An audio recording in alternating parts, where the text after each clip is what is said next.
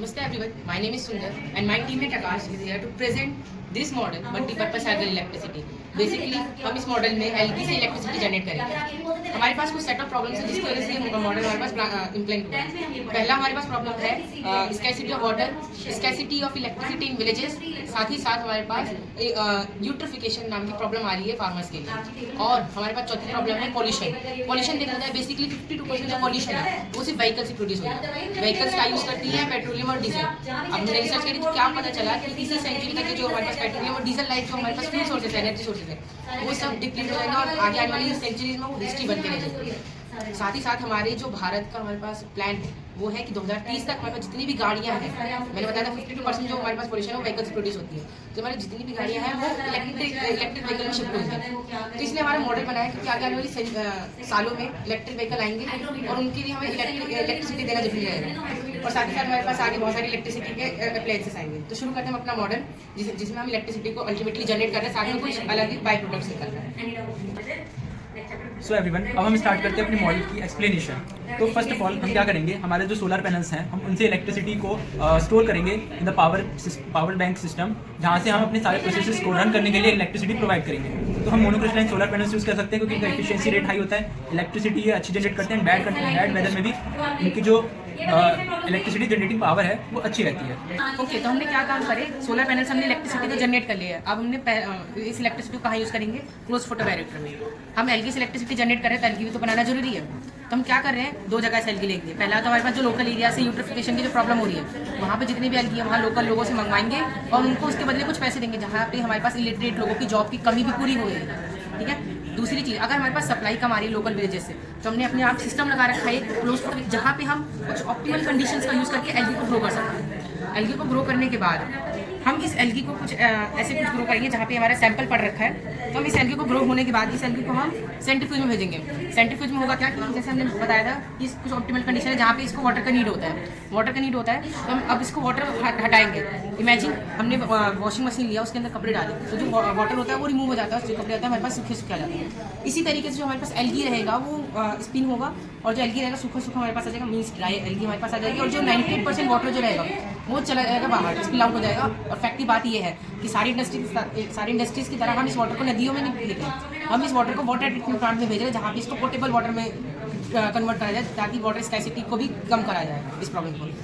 तो हमारे पास dry algae आएगी, उस ड्राई एलगी को हम अब ग्राइंड करेंगे। ऐसा किस लिए, क्योंकि आगे आने वाली जो केमिकल रिएक्शंस हैं उन केमिकल रिएक्शंस में ये जो एलगी हमारे पास वो सरफेस एरिया बढ़ा सके अपना और केमिकल रिएक्शन बड़ी अच्छी तरीके से कर सके, पूरा एफिशिएंट रहे। अब आते हैं हम अपने केमिकल रिएक्शंस पे। केमिकल रिएक्शन में हम करने क्या वाले हैं, हमारे पास एक केमिकल रिएक्शन रहेगा, नाम है ट्रांसएस्टिफिकेशन रिएक्शन।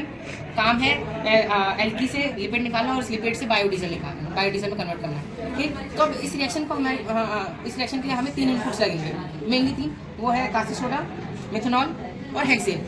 ये 3 हमारे पास केमिकल्स लगेंगे और एक हमारे पास ड्राई एल्गी लगेगी, पाउडर एल्गी लगेगी। अब इन चारों का मिक्सचर हम ले जाएंगे अपनी ओवन लाइक स्ट्रक्चर में जहाँ पे हमारे पास माइक्रोवेव प्रोड्यूस हो रहे हैं। माइक्रोवेव क्यों प्रोड्यूस हो रहे हैं भाई, जो हमारे पास ट्रांसएस्टिफिकेशन रिएक्शन है उस रिएक्शन को करने के लिए हमें हीट चाहिए होता है, हीट की जरूरत रहती है। तो हम अवन में हीट तो प्रोड्यूस होता ही है, तो जितने भी हमने चारों मिक्सचर उसमें डाले थे वो सब आपस में रिएक्ट करेंगे और हमारे पास फाइनल प्रोडक्ट क्या आएगा, 3 से 4 घंटे बाद एल्कल बायोमास बचे रहेगा जिसमें से हमने लिपिड निकाले थे, ठीक, ऑयल निकाले थे, जिसमें से एल्कल बायोमास बचेगा। उसके ऊपर हमारे पास आएगा ग्लिसरॉल क्लियर।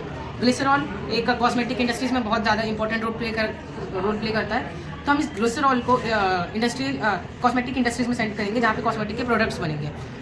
फिर उसके बाद हमारे पास आता है ग्लिसरॉल के ऊपर लेयर बायोफ्यूल। बायोफ्यूल यही तो हमारे इलेक्ट्रिसिटी का सोर्स जो पेट्रोलियम और डीजल के रिप्लेसमेंट में आया है। ठीक, अब इस बायोफ्यूल के भी ऊपर हेक्सेन आएगा। हमने हेक्सेन यहाँ यूज़ करे थे, तो हम इस हेक्सेन को दोबारा इसको एक्सट्रैक्ट कर लेंगे। क्यों, क्योंकि वो हेक्सेन एक सॉल्वेंट होता है और वो सॉल्वेंट रिएक्शन में कंज्यूम नहीं होता।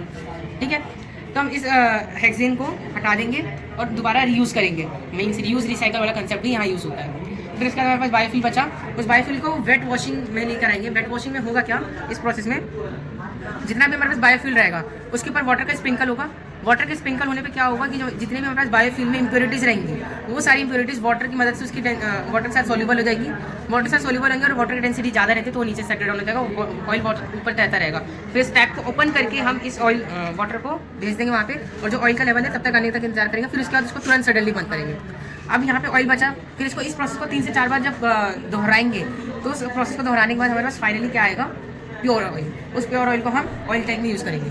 पैरेलली यहाँ पे एक और प्रोसेस चल रहा है, उसका नाम है क्लोरल-एल्कलाइन प्रोसेस। क्लोरल-एल्कलाइन प्रोसेस क्या करेगा, हमारे पास जो वाटर रहता है, जितने भी वाटर पहले आ रही है उस वाटर को पहले नहीं, हमारे पास जितने भी वाटर आ रही है पोर्टेबल वाटर, उस वाटर को हम यहाँ पे यूज़ करेंगे कुछ परसेंट, और उस वाटर में से हम क्लोरीन गैस निकालेंगे। क्लोरल-एल्कलाइन प्रोसेस यही करते हैं, क्लोरीन गैस निकालना, हाइड्रोजन गैस निकालना और NaOH निकालना। तीनों काम क्या है, NaOH जो है हमारे पास कैटलिस्ट की तरह काम आएगा ट्रांसिस्टिफिकेशन रिएक्शन के लिए, और जो हमारे पास क्लोरीन गैस आएगा वो वाटर ट्रीटमेंट प्लांट में क्लोरीनेशन के लिए यूज़ होगा, ठीक। और जितना भी हमारे पास हाइड्रोजन निकलेगा वो हम आगे देखेंगे कहीं काम आएगा।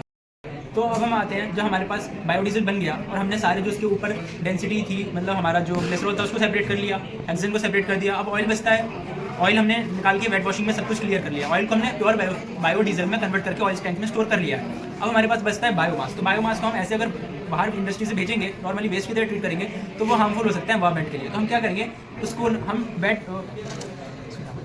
ड्राइंग हाउस में हम इसको भेजेंगे, जहाँ पर हमारी जो हमारा सॉलिड पार्ट है, मतलब यानी कि जो हमारा बायोमास है, उसको हम ड्राई करेंगे। ड्राई करने के बाद इसे पाउडरी फॉर्म में कन्वर्ट करके फिशरी फूड में यूज़ कर लेंगे। और बाई चांस अगर हम इसे फिशरी फूड में ये हमारा मतलब इतना अच्छे से नहीं हो पाता है, तो हम इसको फर्टिलाइजर्स में, ऑर्गेनिक फर्टिलाइजर्स में कन्वर्ट कर देंगे इस एल्गी बायोमास को। तो अब हमारे पास हमारा जो बायोफ्यूल है, यानी कि बायोडीजल जो है वो हमारा रेडी हो गया 100% प्योर। तो अब इसको क्या करेंगे, अब उसका बर्नआउट करेंगे, जिससे कि हमें इलेक्ट्रिसिटी जनरेट कर पाएंगे। तो हमारे नीचे यहाँ पे कंबशन चैम्बर है।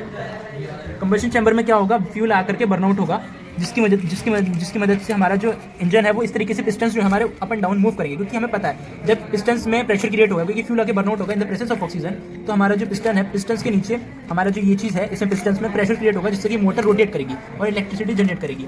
अब इस इलेक्ट्रिसिटी को हम स्टोर करेंगे पावर स्टेशन पे और इसको सप्लाई करेंगे आगे हमारे जितनी भी मतलब जहाँ जिस जगह पे हमें नीड होगी इलेक्ट्रिसिटी की, वहाँ पे सप्लाई करेंगे। तो सिंपल सी बात है। अब जब हमारा ये कंबशन चैम्बर बर्नआउट होगा तो इसमें से कुछ इमिशंस ऑफ गैसेस भी निकलेंगे एज अ बाई प्रोडक्ट। तो इसमें से मेन 3 गैसेस निकलती हैं, carbon dioxide, nitrogen dioxide and sulphur dioxide. तो कार्बन डाइऑक्साइड इसमें हम बहुत ज़्यादा इसका अच्छा यूज़ करने वाले हैं। कार्बन डाइऑक्साइड एक गैस है, इसको हम पहले लिक्विफाई करेंगे। हमें पता है कि जो हमारे सिलेंडर्स होते हैं, यानी कि जो भी हमारे आग बुझाने वाले सिलेंडर्स होते हैं, फायर एक्सटेंशर्स होते हैं, उसमें कार्बन डाइऑक्साइड ही होती है, वो लिक्विड फॉर्म में होती है। तो हम लिक्विड फॉर्म में कन्वर्ट करके उसका इलेक्ट्रोलाइसिस करेंगे। अब कार्बन डाइऑक्साइड का इलेक्ट्रोलाइसिस करने के लिए हमें जो एनोड और कैथोड होते हैं वो कॉपर के बनाने होते हैं। इसका रीज़न ये है कि कॉपर एक कैटलिस्ट की तरह काम करता है उसमें और फास्ट करता है इस प्रोसेस को।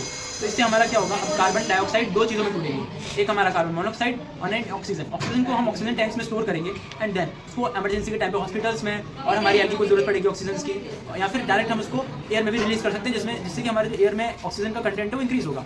देन आता है हमारा कार्बन मोनोऑक्साइड। तो कार्बन मोनोऑक्साइड, जैसे कि मेरे पार्टनर ने बात को बताया था कि क्लोरल-एल्कलाइन प्रोसेस से हमारा हाइड्रोजन भी निकल रहा था। तो हाइड्रोजन और कार्बन मोनोऑक्साइड रिएक्ट करके मेथनॉल बनाती है, जो कि एक हमारा केमिकल है ट्रांसिस्टिफिकेशन प्रोसेस के लिए एसेंशियल केमिकल है। उसके बाद हमारा जब मेथनॉल क्रिएट हो गया तो मेथनॉल हमने स्टोर कर लिया। दूसरी बात, अब हमारे आता है सल्फर डाइऑक्साइड से हम सल्फ्यूरिक एसिड बना लेंगे एंड नाइट्रोजन डाइऑक्साइड से नाइट्रिक एसिड बना लेंगे। तो ये सारे बाई प्रोडक्ट्स को हमने यूजफुल प्रोडक्ट्स में कन्वर्ट कर दिया है। और कोई भी हमने जो गैसेस है, हार्मफुल गैसेस, उसका एमिशन एयर में यानी कि एटमॉस्फेयर में डायरेक्टली नहीं किया है, जिससे कि हमारा एटमॉस्फेयर जो होगा वो क्लीन रहेगा और एनवायरमेंट इको फ्रेंडली हमारा मॉडल रहेगा। तो जैसे कि हमारा मॉडल पिछले साल जो हमारी थीम थी विकसित भारत, तो हमारा मॉडल जो है एक हाई क्वालिटी का मॉडल है, जिससे कि इलेक्ट्रिसिटी जनरेट होगी एंड बहुत सारे बाई प्रोडक्ट्स जो कि आजकल बहुत ज़्यादा यूज़ होते हैं वो भी प्रोड्यूस होंगे। ये मॉडल सेल्फ सस्टेन्ड है, जैसे कि मैंने आपको बताया। आपने देखा बहुत सारे जो केमिकल्स हैं, ज़्यादातर प्रोडक्ट्स जो हमें केमिकल और मशीनरी जो भी हम मशीनरी यूज़ कर रहे हैं उसको ज़्यादातर केमिकल्स की जो नीड है वो हम खुद क्रिएट कर ले रहे हैं। देन हमारा इस साल का जो थीम है इंडिया का वो है स्वर्णिम भारत, विरासत एंड विकास। तो उसके अंदर में हमारा मॉडल पार्टिसिपेट करता है, मतलब उसके अंदर में हमारा मॉडल आता है और ये मॉडल जो है सेल्फ सस्टेन्ड है। और एक चीज़ और, इतने सारे प्रोसेसेस को रन करने के लिए हमें पीपल से जरूरत पड़ेगी, जिससे कि हमारी जो आजकल प्रॉब्लम चल रही है, पॉवर्टी हो रही है बहुत ज़्यादा और अनएम्प्लॉयमेंट की प्रॉब्लम चल रही है, उसको हम ओवरटेक कर पाएंगे। हमारा मॉडल SDG गोल 7 में कंट्रीब्यूट करता है, जो जॉब क्रिएशन के लिए होता है, जो जॉब क्रिएशन में हेल्प करता है। साथ ही साथ हमारे पास SDG goal 9 clean and affordable energy को में कंट्रीब्यूट करता है। देन उसके बाद हमारे पास आता है SDG गोल 13 जो क्लाइमेट एक्शन है। और ये हमारा मॉडल इमेंस मतलब इमिशन प्रोड्यूस नहीं करता, इस वजह से क्लाइमेट एक्शन में कंट्रीब्यूट करता है। ठीक, तो हम इस मॉडल में रिक्वायरमेंट क्या क्या है, रिक्वायरमेंट डिस्कस करते हैं। कुछ बहुत सारे मतलब इनपुट्स हैं। पहला है मशीनरी लगेंगे, कुछ एल्गी के सैंपल्स लगेंगे, कुछ मॉनिटर्स लगेंगे, कुछ लोग लगेंगे जॉब के लिए। ठीक, ये सारे हमारे पास इनपुट्स लगेंगे। देन उसके बाद हमारे पास जो आउटपुट्स रहेंगे, इनपुट्स में थोड़े बहुत केमिकल्स भी रहेंगे और आउटपुट्स में हमारे पास गिनवा दूँ, हमारे पास आउटपुट्स में रहेंगे caustic soda, hydrogen gas, chlorine gas, portable water, और फिर उसके बाद केमिकल्स, ऑक्सीजन, और लैब के लिए हमारे पास sulphuric acid, nitric acid, glycerol, और हमारे पास फिशरी फूड, फर्टिलाइजर, और यही नहीं, हमारे पास इलेक्ट्रिसिटी भी बहुत वास्ट, बहुत ज़्यादा प्रोड्यूस होगी, जो है ना ट्रांसमिशन लाइन में आगे बहुत मतलब हमारी इवन स्कूल और हमारे कंपनीज या फैक्ट्रीज को भी पावर सप्लाई देगी फ्यूचर में। We hope you enjoyed the explanation of our model. Thank you very much for listening. तो मैं अब आपके साथ एक अपना सेंटेंस शेयर करना चाहूँगा। The yellow gold and the black gold is so old, but the new gold is the green gold, and we all know the future is green.